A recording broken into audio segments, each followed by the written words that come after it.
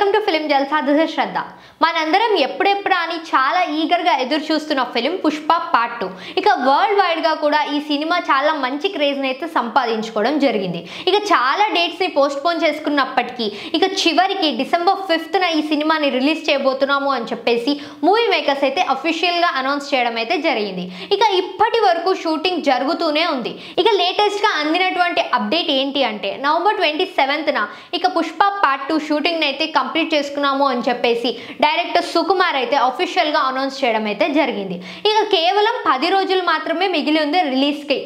ఇక ఈ 10 రోజుల్లో పోస్ట్ ప్రొడక్షన్ పనులన్నీ ఎప్పుడు కంప్లీట్ చేస్తారు, ఇక డబ్బింగ్ అలానే ఎడిటింగ్ పనులన్నీ టైంకి కంప్లీట్ అవుతాయా, అనుకున్న డేట్ ప్రకారంగా సినిమాని రిలీజ్ చేస్తారా లేదా అని చెప్పేసి అభిమానులందరూ అనుకుంటూ ఉన్నారు. ఇక మరికొందరైతే ఇంత తక్కువ సమయంలో మీరు ఎప్పుడు డబ్ చేస్తారు, ఎప్పుడు ఎడిట్ చేస్తారు అని చెప్పేసి కొందరు ట్రోల్స్ అయితే చేయడం జరుగుతుంది.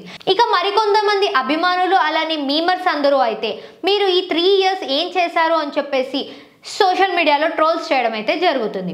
ఇక వీళ్ళందరికీ చాలా గట్టిగా అయితే ఒక మంచి ఆన్సర్ని ఇచ్చారు మన డైరెక్టర్ సుకుమార్.